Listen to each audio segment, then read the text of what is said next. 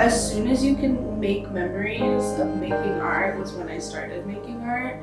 And so I think since I was younger, I had like a pretty solid understanding of what I wanted to be and slash do in my life.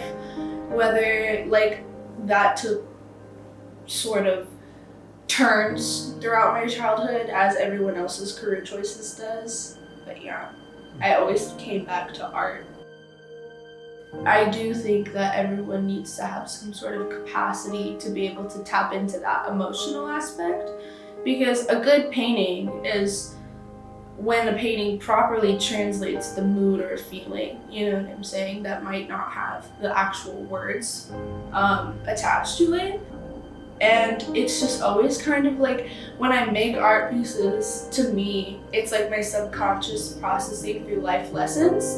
And so I like to figure out kind of what the painting or whatever I'm working on means to me as I'm making the art piece. And that was my conscious's way of being like, oh, you need to like think about this. And so as I've been going along, I've been thinking about it. Oh, my tattoo. I started designing it like sophomore year in high school, was after my uncle passed away, and he was my dad's oldest brother, and he just died in his sleep, essentially. We still don't know like what the cause was for that, but that had a huge effect on my family, just because my uncle, his name was Uncle Mun, was such a light. Like, he was just one of those people that could literally talk to anybody, and like he would just lift their spirits just simply because he was so like almost childlike himself. I knew that I wanted to get a koi fish tattoo for him because at his funeral, in this temple, there is a koi pond, and I was with my cousin, and my cousin is like, I think we were like 8 to 10 years old at the time, and he was the one who actually like found my uncle passed away.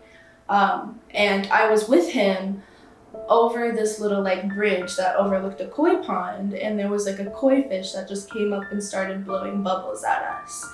And it was kind of just like one of those spiritual moments for me that I knew, even though my uncle was gone, he was still looking over. Like, I was really concerned about my cousins, you know, because they're so young, and like I can't imagine growing up without a dad. And so like it was kind of, I feel like, his way of letting me know that it's gonna be okay, especially like that he was okay, because he used to raise koi fish and give them to the temple.